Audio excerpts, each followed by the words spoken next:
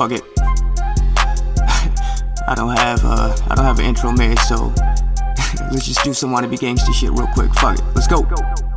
Welcome to Nahh B, covering sports of all sorts. If there's any breaking news, you know we got the report. Our one and only goal is to make this your podcast resort. Get you your favorite team updates, both on and off of the court. Breaking down everything, NFL, NBA, MMA. Not much a soccer fan, but might even cover Team USA. Is KD leaving Golden State?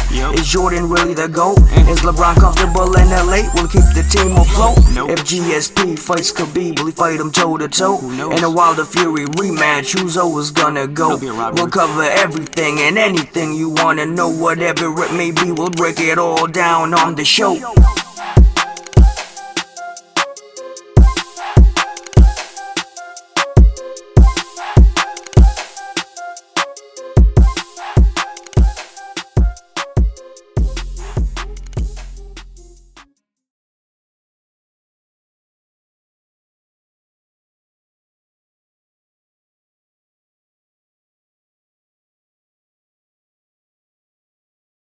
Go. All right, what's up, everybody? Welcome to Nahh B podcast. I am your host, Nahh B. Today is another fighter interview segment. Today is a very special guest, former UFC middleweight and The Ultimate Fighter Season 19 winner, Eddie Truck Gordon, is joining me via Skype. Eddie, my man, what's up? Nothing much, man. Thanks for having me, man. I'm excited. Man, it's an honor to have you, brother. So I'm just gonna introduce myself really quick. Obviously, I'm Nahh B, as I just said. From Connecticut, 28, and yeah, MMA is like just my passion, it's my life. So I'm trying to use this as a platform to connect with other fans out there and show people out there who deals with like anxiety and depression and shit like I do that this is definitely a way to come out of your shell and whatnot. Awesome, man. I didn't even know that. See, you learn something new every day. Yes, sir. Yes, sir. But all right, let's get it rolling. I like to start every interview with this question, starting with health. How are you feeling? Any nagging injuries or anything like that? Knock on wood, man. Nothing crazy. I got into mixed martial arts super late. Most people said I was too fat and old, so I think it's a blessing. So, I don't have too many bumps and bruises. Always been pretty athletic. Been blessed. No crazy injuries, so feeling good. Cool, cool. Nothing right now. You're all healthy? All healthy right now, so I'm definitely blessed. Awesome, awesome. Watching the Ultimate Fighter season that you was on and that you won, it kind of gave a feel to the audience to about your story and who you kind of are. But for the people who didn't watch that season, I'll ask, what was it like growing up before taking the path of becoming a pro fighter, like past hobbies and interests and things like that? It was wild, man, because I always wanted to be a professional athlete. I wasn't dealt the easiest path, being a Jamaican immigrant coming here when I was super young, having a stutter, having a different accent, being different, being picked on, bullied, all the normal things that kids do to people that are different. And sports was my outlet. I thought I'd be a professional football player. I was a little bit vertically challenged, and once the NFL doors closed, moved on to corporate America. And like I said, I was in finance, got fat, out of shape, and burnt out. And like everybody else, I wanted a little break. I wanted to get away from that. So I went on vacation. I loved sports. So I went to a UFC event, 101. Saw Anderson Silva fight Forrest Griffin. Oh shit, that was your first one? That was my first time ever watching like a live show. And I was there with some crazy eyes watching like, yo, I can do this. At that point, I was over 300 pounds and I had a couple drinks in my system. And everybody there watching with me is like, dude, you're out of your mind. There's no chance in the world you can do this. You're 27 years old. You don't know anything about mixed martial arts. You're crazy. And I'm like, dude, I can do it. And it wasn't the alcohol talking. It was like the belief I had in myself. So, the rest is history. Somebody believed in me, one of my the CEOs of my company, and he pushed me and gave me the extra kick in the butt. I started training, went on the Ultimate Fighter, got selected to the show. And I shot in the dark, and the rest is history, man. It changed my life. The your financing company? He's the Yeah, guy that yeah. The owner of the company is a publishing company. I was a finance director from him, right. and he believed in me because I played in a flag football league with him, and I was a really good football player. Like I said, And he was like, dude, you're a sick football player. What the heck you know about fighting? I'm like, if you think I'm a good football player, I was a better wrestler in high school. And he Mm. said, based off my football talents, he said, if you're telling me the truth and you're a better wrestler, I'll help support you. And this dude, he backed me, he helped me, he believed in me. And Cool. he was, one of the big reasons why I got into mixed martial arts. That's And then I awesome. ran into my high school buddy, Chris Weidman, who we wrestled together with. And then he took me under his wing. And I was just blessed to be a part of a special team that nobody could truly understand, because you see all this crazy stuff with teammates in mixed martial arts now, between, Kobe Covington, Right, Jorge right. Masvidal beefing. We're a true family, man. It's all homegrown talent guys, just guys from the neighborhood that happen to come together at this gym, Mm. and everybody's doing amazing things in their life. You're talking about Longo and Sarah's gym? Yes, yeah, Awesome. exactly. Awesome. Are you still there too? Yeah, I saw that's at my home base, man. If, every time I ever take a fight, that's the only place I'm training at. It's a family environment. I'm blessed to have, not only one but two UFC world champions to learn from. Matt Sarah's been a mentor in everything I do, from fighting to open up my own gym. He's Mm. been a mentor, somebody I could go to and lean on and give me guidance, and just the way he's passionate about everything he does is second to none. And having Ray Longo, who's been in some of the best sound bites, the best fights, the best everything Hmm. in mixed martial arts. It's truly a gift. Yeah, and Ray don't fuck around. Yeah, oh, Ray don't play, man. So it's awesome. I'm Uh, spoiled. I'm generally spoiled, man. Have some really amazing people around. yeah, that's awesome, man. So kind of going back to how it all started. What was it that exactly what was it exactly that got you into martial arts? And when was it that you knew that you really wanted to become a fighter? It was the Anderson Silva that you just said. I'm sorry about that, but Yeah, no, it's all good. It's all good. Like, it was just being there, man, in that arena, just feeling the crowd, the electricity. And I was just like, dude, I was watching with different eyes. I was watching like, yo, I can generally do this. And a lot of times I think people don't believe in themselves. They're so scared of mm, failing that they don't actually give it a shot. And I was looking at it like, look, if I don't make it, if I fail, what's the worst case scenario? I'll still have, a corporate job, sitting at a mm, desk with a certain tie. I just had a competitive spirit, and it was driving me crazy being behind the desk, just literally just getting fat. Like, it was just driving me absolutely crazy. And, anybody says, you talk to a lot of guys that want to be a fighter. When I went into the gym, I remember like it was yesterday. I literally came when Chris and Vellante were both having fights in Ring of Combat.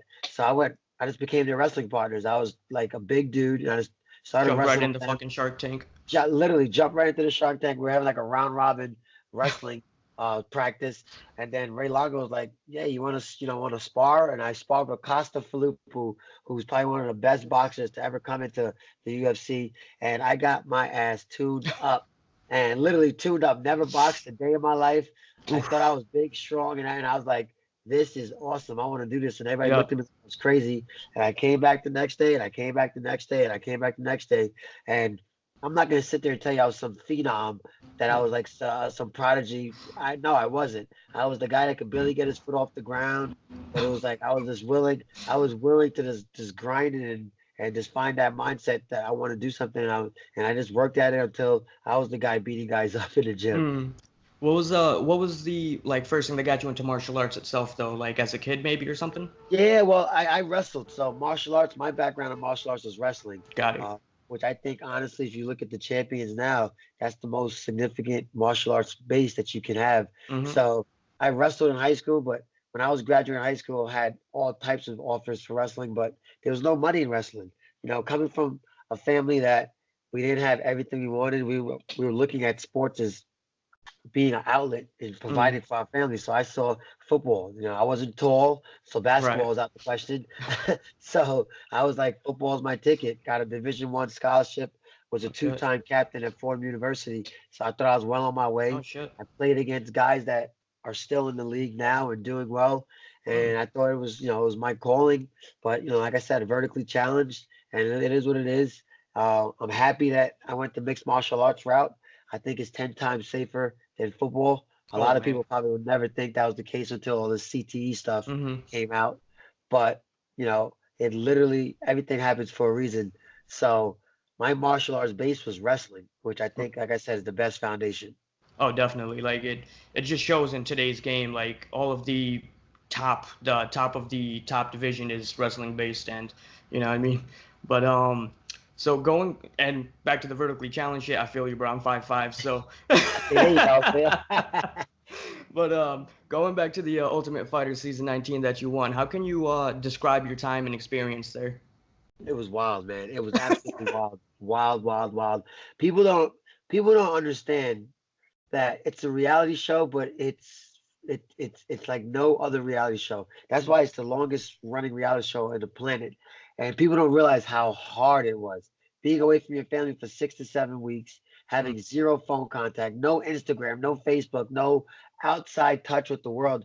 You're trapped in a house full of Oh, right. 16 It wouldn't dudes, let you have any contact whatsoever. no contact. Dude, my son broke his arm in his first football game. I had no clue until he came back.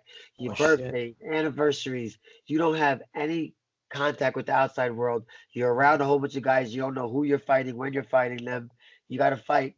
When I won that season, I fought 4 times in like 6 weeks. Mm-hmm. And then yet that means you have to make weight 4 times in 6 weeks. Right. And it's like doesn't matter if you have nagging injuries, what doesn't matter anything whatsoever. Doesn't matter if you came onto the show with injuries and you got to literally make weight 4 times. Some guys don't fight 2 times in a year. So Mm. Right. and the craziest thing, it doesn't even count on your record. Yeah, So yeah. it's They're like just exhibitions. It's fucking crazy. exhibitions, which is just even wilder. And you're fighting for free. Right. Literally Oh fighting. damn, you guys got paid nothing for that shit. In my first season, you got paid a TV deal, so you got Uh, paid weekly. You got paid weekly for being on the actual show, but not for the actual fight. So it's wild, man. So you're doing it for the love of the sport, and you don't know what's gonna happen when you get out. If you're gonna win, you're gonna lose. And it's literally, I think it's the most creative, the most intense science experiment because they got it down to where they know how to push you. There's a room full of fighters, you know, they're alpha males, and there's also a room full of alcohol. There's a room, and it's like they that's get definitely a they sick take you. science project. Yeah, let me tell you, it was crazy. You talk to anybody on the show, it's like a fraternity, it's like a brotherhood, man. I still talk to a lot of those guys. I talk to a lot of guys that were on past shows because they actually know what it's like to go on there. You're almost having a whole career in a small window. Because, dude, there's some guys that don't have 5 UFC fights in their career. We Mm. had 4 or 5 within a 5 week period. Right, right, And right. like That they're don't even going to the count. West. That don't even It's that fucking don't even brutal, man. count. Yeah, it's wild. It's wild. Was the Listen, fight to TV fight. deals worth it? I mean, you don't have to say, but was the TV deals worth it? Kinda. Yeah, there's no, yeah, no, definitely. Let me tell you, I'll be honest with you. Like, it was definitely worth it because look, the amount of marketing, the amount of advertisement I got, I would never be able to afford. Like, they spent millions and millions of dollars on production, promoting us. Like, I would never be able to do that, when I was the upcoming fighter. So it got me a bunch of sponsors in the future. It gave me notoriety where I could branch off from other business ventures to Mhm. this day. So I'm definitely grateful, for it. It's tough mentally, man, because some guys just they can't, they can't hack it, and it's just Mm. don't realize the opportunity until you look back on it Until it's way years too late. until it's Right. too late. So I'm super grateful for it, man. I got a great relationship with Dana White. I made a bunch of bonds that are just amazing. Like, dude, Frankie Edgar, I feel like I've known the guy my whole life. Like, we reach out to each other all the time consistently. So it's just different. It's just you can't really put a price on it. I So get you. the experience in life is something that we don't realize until it's gone. Unfortunately, a lot of times we look back on it when it's too late. So I'm grateful for everything the UFC done. Like, bro, we're pioneers, I'm able to say I've done something that only 25 people on the whole entire planet could ever Right, say. right. And that's one of the toughest competitions, the toughest tournaments in the world. Mm. So I'm pretty grateful for that. Now, would you do it again? Yeah, you know what? If I I would. The reason because I'm a sick dude, man. I guess anybody that gets locked into a cage, it's got to be sick, right? I'm a big competitor. So if you tell me I can't do something, that's gonna push me that much harder to actually try to accomplish it and do it. People told me I couldn't fight in the first place. I'll never make it to the UFC. I would never be able to make it to a fight. and that pushed me to do that. So if you're gonna sit there and tell me that you're gonna pay me, you're gonna market me, you're gonna give me an opportunity to be in front of millions of households, and you get, you get to stay away from your kids. Now my kids are crazy now. I got 4 boys. It's like a little mini vacation now. So I think I'll be more happy to go now than ever. I feel you. I feel you. I'll miss my wife and some of those luxuries of being in your own bed, but it'll be a little mini vacation where I can make some money and keep building my brand. But it's scary though. I think that's the part that was missing in the beginning. A lot of guys don't realize that it's an opportunity to build your brand, and if you go into it knowing that you are a brand and this is a huge platform for you to market it, besides the fighting, everything else, you could do so much with it. Look at Mike Dolce. He wasn't the best fighter in the world, but this dude probably makes more than 90% of the fighters, and then he could do it for the rest of his life. Yep. So in the long run, he's gonna make more than almost every fighter because and no one even needs to remember him as a fighter. Exactly. He's more popular than a lot of fighters, and he pretty much did all that from the show. He wrote his book from the show. He wrote this diet plan from the show. He showed how he cuts weight, and he can do it. Shit. Yeah, so because Mike, you probably never know Mike was on the show. I did know that. I didn't know until I knew him when I first known about him. It was about the nutritionist and whatnot. And then one of my buddies told me, he was like, "Oh yeah, he was on the show." I was like, "Get the fuck out of here." He looked a little different on the show, but yeah, it's crazy. It's like that launched his whole Dolce diet and this and that. Like it launched his whole career. And there's nothing like true experience. You got a lot of trainers that talk about losing weight, talk about getting healthy, getting fit, getting in shape, and those guys are never done anything. You have a lot of guys holding mitts to people now and doing a bunch of stuff, and right. Been in a fucking movement coaches and shit. Yes, it's wild. It's wild. So you could never realize how important experience is. So for a guy that's actually knows how to weight cut, been through the weight cut, took the whole process, that goes a long way of credibility and certifications, quote unquote. I love to say that, certifications, because I see people getting certified for everything now. And it's wild. Yeah, and they don't even have to take a fucking class in person. They could just do it online. Which to me, dude, is wild, man. I'm a big believer in life. Experience is certifications. Right. I'm certified in getting knocked on your ass and getting back up in life. I'm certified. Like I've been through ups, downs, and the difference, and I think that people don't realize it, man. You got a gift, every single one of us. You got a gift. I got a gift. Everybody watching this podcast got a gift, and when you're ready to truly go for it, your gift's gonna shine through the world. Right, and you never know unless you try either. So. That's it, man. That's the problem that a lot of people don't understand. They think about it, but they don't try it. But so I mean, I'm honestly not sure if the UFC even still does the Ultimate Fighter series. I don't know if they. I think they're gonna bring it back because they just built a brand new facility in Vegas. Right. They just said that, the way they designed it is for the way they designed the facility is for to host the show.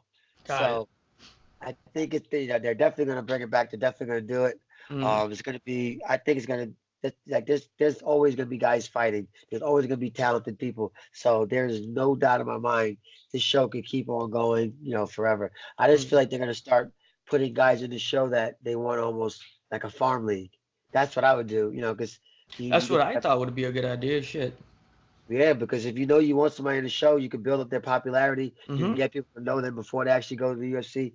And, it's not almost like fighting for a contract. Maybe you're fighting for some more money, whatever it may be. But now you get guys that get specific training. And I think they should let you have a cell phone, let you have some kind of touch with the outside world. Just give them flip phones. Fuck it, Something. Flip phones. They got a bunch of flip phones. You probably got enough flip phones for everybody.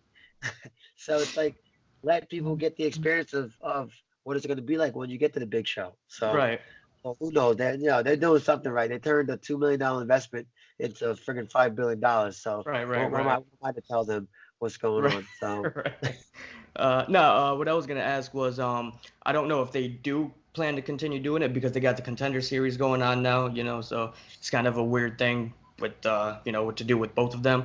But regardless, what would be any advice that you would want to give to up and coming fighters or even aspiring fighters that could be on the show one day?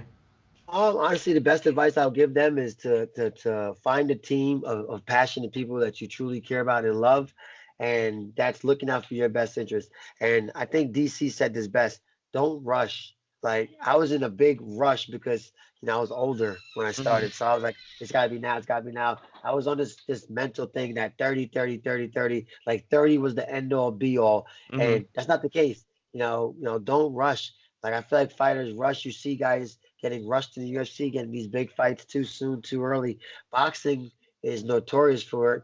Hmm. They get you seasoned and ready, man. You get a bunch of fights before you go into a big fight. Um, that's just don't rush. Like look at it as a journey. It's not a Hmm. sprint. It's a marathon. Embrace everything and truly try to find as much people that have knowledge as possible and just learn from them. So, young fighters don't go in there with an arrogant attitude. I'm a special athlete. I'm a freak this, I'm a that. Go in there with the open mind to learn. And the sport is very humbling, man. You see it. Some of the guys on the top of the food chain, you Hmm. know, in one fight could get humbled and don't don't be engulfed in what you read in the media. You're never as good as people think you are, and I promise you, you're never as bad as people say you are. Right, So right, right. try to just stay even keel. And that's a lot. That's a lot in a mouthful for fighters. No, no, that's perfect right there, bro. You hit it right on the head. Is there any crazy or funny stories from your time on the show that the camera didn't catch that you could talk about? Oh man, I'm trying. I don't know, man. It was just so much. It was like whirlwind, man.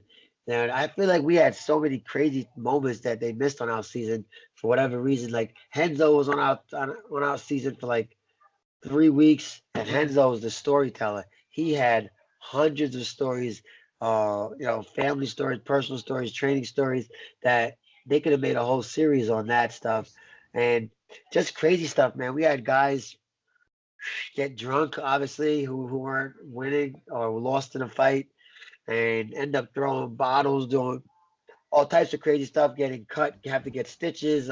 Dude, it was wild. There's a lot of stuff that never showed. I'm just like, oh my gosh, that's what people want to see, like Right, crazy things. right, Training, teammates fighting. I ain't gonna say who. right. Teammates fighting each other. Almost got you. Yeah, like when I say crazy stuff. So it was, they had a bunch of stuff, but whatever. I found out that it's not just the producers who do the show. It's a whole process. They take stuff, they cut it up, they send it to California, and then they make a storyboard, they make a storyline, and they put out what they want to do. So it's a lot that go into it. Shit, I remember on my season, I was depicted as this monster, man. People literally used to be like, "Oh my God," when they finally met me, like, "You're such a nice dude. I thought you were an asshole." And I was like, "Dude, like, I wasn't the asshole. I was literally on my show." They always had me the angry black guy, like cursing and screaming and shit. And 9 out of 10 times, I was just sticking up for somebody else because I don't like to see people get bullied, man. And Right, right, a lot of definitely. times it was somebody talking trash to a teammate. And I'm a big believer in teammates. Like fighting, people think that it's a one-on-one sport. It is in competition, but you're only as good as the people you surround yourself. And that's like Definitely, anything else in life. And I definitely. was always sticking up for my teammates, and they always caught me looking at the as the asshole. But it is what it is, man. You got to be confident in who you are, Uh, and ultimately, if you know who you are, that's a win-win. So that's all that matters. That's that's funny, it. man. I see it's coming up to a year since your last fight. Is there any plans for you to get back in the cage? And is there anyone in specific that you would like to fight? Oh man, I had a bunch And of offers, man. also, my bad, are you still signed to LFA too? No, I'm a free agent right now, Okay, which okay. is a blessing. But I had a bunch of different offers for a bunch of different, fights. I just started a business, so I couldn't really leave it. I just started a gym, so when I got offered, it was like, do I want to, take a fight now or help grow my business? So I look at it as, having a new gym. I got to be here. I got to make sure everything's on the up and up, make sure things are being run the right way, make sure it's a good environment. So I put all my focus on this right now. I'm training all day long. I'm Right, holding right. pads with clients. I'm teaching kids rolling. So I feel like I'm the healthiest I ever been, and I'm probably the smartest fight wise I ever been. So, would I want to fight, by the end of this year? That's a possibility, but it also has to make sense for me. because what we don't realize as fighters that we are the product. And until we all understand that, we're going to continue to get the short end of the stick. Mm. Every professional sport, the owners and the athletes, they got a 60-40 or a 50-50 split. Mixed martial arts is the only one. It's a 90-10 split. So that's scary. The top of the food chain, the Conor McGregors, the Khabibs are getting paid, but Hmm. all the other guys that make up the roster aren't really getting paid. Are we getting paid well? Yes, we do get paid well. I'm not gonna sit there More and than say we don't better than the average guy, for right? the average person, but when you put how much time and effort and the risk versus the reward of what we're doing and what the actual company's bringing in, we're not getting paid. The numbers Right. speak for themselves. Fact. 90 10 90 10 split is just not, it's just not, That doesn't that make any doesn't logical even sense. sound factual, you know. What I mean, it doesn't even But sound like realistic. That's insane. doesn't make any it doesn't make any sense. But it's like if the lower tier fighters don't, all in uproar, and the higher tier fighters are happy because they're getting paid, nothing's ever going to change. Yeah, So it's no, going to and that's all combat sports and sports that's in it. general, but mainly combat sports when it comes to those Yeah, kind of politics. exactly, because there's no fighters union, and that's also another Right. topic that's super hard, is because how you get a fighters union when you could realistically become a pro fighter by getting a license Right, from right, state. right, right. So This and, motherfucker Conor and McGregor ain't never had a boxing match and has his first fight. You know what I mean? We don't even have to first get into first that, first but first the best fighter on the planet. it's It's like it's insane. wild, man. It's insane. And then you got So people like Cowboy Cerrone who got just under 200 grand his last fight this last weekend, and that's nuts. and And he that has fight like the probably most that fights in fight. UFC and all that. Like It's that's wild, just man. It's wild. It's crazy. So, but you know what? It's the beginning stage of the sport. I say we're the pioneers, man. Like the Mark Colemans and all the guys that's before us, they made less. If you look at the NFL, I'm a big shit. NFL fan. So What's if your you look team? at where they, oh, unfortunately, I'm a Giant Uh-oh. fan. Yeah, Oh boy. yeah, I know. Listen, watching Odell smoke the Jets killed me. I'm like, we got rid of that guy. Like, geez, put me in the management. I'll make some better changes. But listen, it's driving me crazy. But it Uh, is what it is. But if you look at like football, man, it's the early football players, they've had they had literally 2, 3 jobs just to support their families. right. So we're in the early stages, so we're the pioneers that's going to set it up for everybody going forward. In Mm, 10, 15 years, the worst fighters are going to be making a couple $1 million a year. right. And that's good. That's going to be good that we're doing something different. As long And as it builds up the future of it, then exactly, because I think exactly. this bullshit up there, it's not gonna last, man. I Nah, mean, it's it'll last, but just for like the people who's like just trying to make that dollar though. yeah, But you could see it. You could see it changing already. Like guys are getting paid. The main right, event guys are getting paid now a lot more than ever. Look at what Connor made in his last fight. Like, if you told somebody that they're a mixed martial arts fighter making over $40 million this soon in a fight, it just wouldn't happen. mm, Could be reportedly getting at least 6 million, which who knows is probably more like 12, 13. Who knows what it is? So that's huge for the sport, because now the precedent's been set already.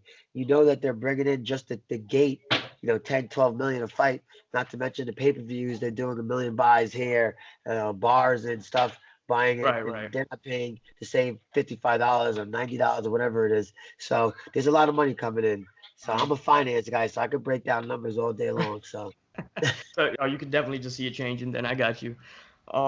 So there's been a discussion going around the past few years, forever since the UFC started, but most recently got brought up with Eddie Alvarez about that it's not factual at all that the UFC only has, they have the best fighters in the world and better than any other organization out there. I don't think of it that way, obviously, because it's clear as day. It's matchups that will never happen, and yeah, no, won't happen. So you can't even get the Eddie, answer to that. yeah, no, Eddie Alvarez is perfectly right. The UFC doesn't have the best fighters in the world. They they have, if you want to, like, percentage wise, most of the great guys are fighting there, but you got to realize that there's so many great fighters everywhere, and it's hard to say who's the best, because you don't have everybody competing in the same promotion. If you could cross promote and have people fight each other, that'll answer that question. But that's never going to happen because too many egos and too many different restrictions. But some of the most dangerous guys are in You never even heard of. Never heard of. There's some mountain in Russia, and a lot of these guys don't want to fight them because they don't have a name. So, is the UFC the best marketed? No doubt about it. They're the best marketed promotion there is, and the sad part is most people don't even know that. They think UFC is the actual sport. They don't realize it's the company. So it's wild.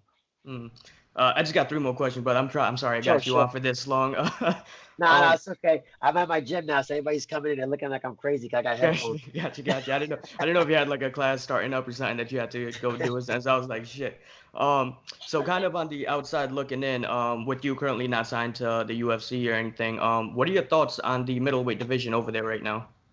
The middleweight division, man, it's wild. You see a lot of guys now tired of cutting weight, and guys are moving up in weight. But it's tough. That's the middleweight division to me is always going to be one of the toughest divisions.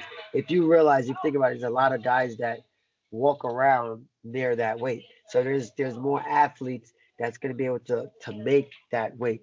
You figure, I don't know, the population of men in this world, there's probably a lot more 200-pound men walking around versus 135-pound men. So when you cut the weight, you start training, you figure that the perfect spot for it would be 185. So you're going to have a bunch of killers in that division. But every division is going to be tough, man. I think it's going to be a transition where, in 5 or 10 years, the heavyweight division is going to be the best division. Oh, yeah. Heavyweight's going to be fucking Michelle Pereira doing backflips and stomping backflip punches and shit. It's gonna be crazy. It's gonna be crazy. It's gonna, I just think the sport in general is gonna evolve so much in the next 5, 10, 15 years because kids are not gonna be coming into the sport just karate guys or boxing guys or this guys. They're gonna be coming into the sport training mixed martial arts. So that's gonna change. That's gonna change everything. So with you being former light heavyweight at one part of your career, kind of going back to the last question, what are your thoughts on some of the top, literally the top 5 middleweights just leaving the division and jumping up to 205, and one of them being your buddy Chris Weidman? I think it's great, man. I think it's great because a lot of times when people go through the weight cut, people don't realize how you literally deplete your body 24 hours out from competition, and a lot of times the person that's in the cage is not the best fighter that the person is, and I know that from first-hand experience. I think weight cutting is just horrible. It depletes your mind, your brain is all fucked up. It depletes everything. So I think you're going to see a lot better fights. You're going to see a lot of guys showcasing their true talents, their true abilities, and it's going to be super exciting. You're going to see a guy that doesn't have to, kill himself to make weight, and now he's going to be able to absorb more damage, give more damage, be more athletic. So it's awesome. So you think Jacare, Weidman, and Luke already fought, but he, we know what happened to him recently. But besides that, you think they'll do good moving forward in that division? I'm excited. I'm obviously biased. So I think Chris is gonna do. I was gonna say not keep Chris out of this. The other two. I mean. I think they're gonna do amazing, man. I see some of these guys how big they are, and if they perform like they do in the gym, it's going to be exciting. It's going to be a super exciting time for the light heavyweight division because John needs some names. He needs some competitors, and there's a lot of young guys coming up too. So I think it's just an exciting time in the sport in general. Are you going to be in Boston when Weidman fights Reyes? Yeah, I think I'm gonna have to be there, man. I'm I have to be there in a box watching because I got to support my dude, man. Yeah, definitely. A fun sports town. They always find a way to kick out butt between the Patriots, but other than that, it's a good team. I think that team sold their soul to the devil. I don't know how in the world they could just consistently. Bro, I'm an Eagles fan, so I understand 100%, bro. I almost lost my fucking mind when I got that Antonio Brown news. It doesn't make sense. It just doesn't make sense. And now there's rumors that how Jalen Ramsey's demanding a trade and whatnot. There's rumors that the fucking Patriots are looking into it, and that's bullshit. I'll watch another game again. If he goes to there, I'll give up. Straight up. Just might as well start calling it the Patriots Cup. The PFL. Yeah, it's like it's wild. It's But no, wild. there already is a PFL. Yeah, exactly, exactly. Yeah. It's wild. All right, just pretty much wrap this up though. Anything you obviously with your gym, you want to give your gym a shout out, and anybody else you want to give a shout out to before we sign off? Oh man, you guys are the best. First, I want to give you a shout out, man. Thanks for having me. I greatly appreciate it. It was definitely cool. We have to definitely do it again. But I'm super excited, man. At my gym, Fit Fam. We literally got a class about to go on. We got people all around here now, but it's a big difference. That's one of my clients right there. She's look at that. She's Hey, how you Sorry doing? to interrupt you. I'm so sorry. don't be sorry. Yeah, No, they all think I'm crazy. Like, why this guy got headphones? But I'm truly, truly blessed to be able to do. He is the best. Like, if it wasn't for him, I'd be a slug. That useless. I can't even play that. Her membership is free for the next 3 months.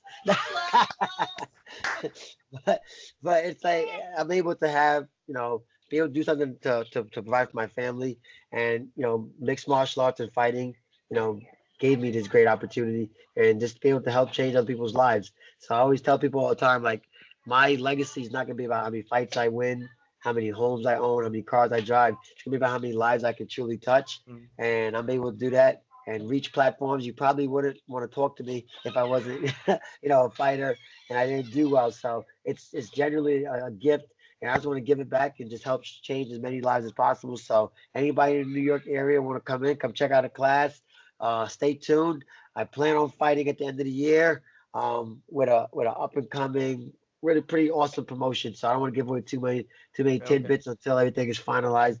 But I generally just, whatever you do in life, like yourself, just be passionate about it and pursue it with passion, and you'll be successful, man. I'm telling you, I have a feeling it's gonna be one of the best podcasts. Not just this show, everything you do, because I've been doing my research, man, and you're doing a great job, man. Yeah, I So appreciate yeah, that, brother. That means a lot, dude. And it was an honor to have you, man. This means a lot. Fucking, former Ultimate Fighter winner and whatnot. And you're just an awesome person in general. Everything you be posting on Instagram, like, when I'm trying to wake up at 5 in the morning to get the fuck up and go to the gym, I don't do it. I know I'm gonna wake up at fucking 8 o'clock. Like, yo, Eddie just posted some shit that's gonna piss me off. that's it, man. Yeah, I'm a big believer. I'm a big believer. I tell my wife this, my kids this, that anything you want to do, like the easiest scapegoat is I don't have enough time.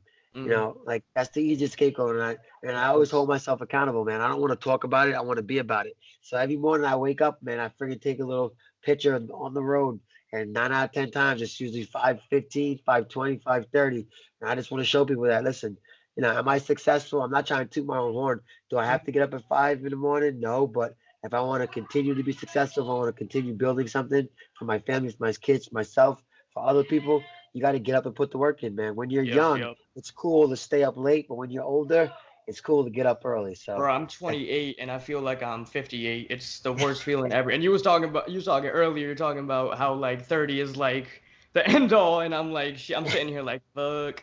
nah, just the fighting. Now they think I was 50's the new 20. Yeah. Listen, man, thank you so much for giving me your time and coming on the show. It was a blessing to have you, brother. Quick last question. I always end my show with it. I'm wearing a fucking stupid SpongeBob hat on right now, but Listen, rocket, man. turned out. SpongeBob. But if I sent you one of my podcast hats, would you rock that shit? Dude, done deal, man. I'll rock it, take a picture, post it for you, all that fun stuff. Cool. Listen, man, thank you so much, and let's do this again, brother. No, done deal, man. Thank you so much for having me, man. Yes, Much sir, love. brother.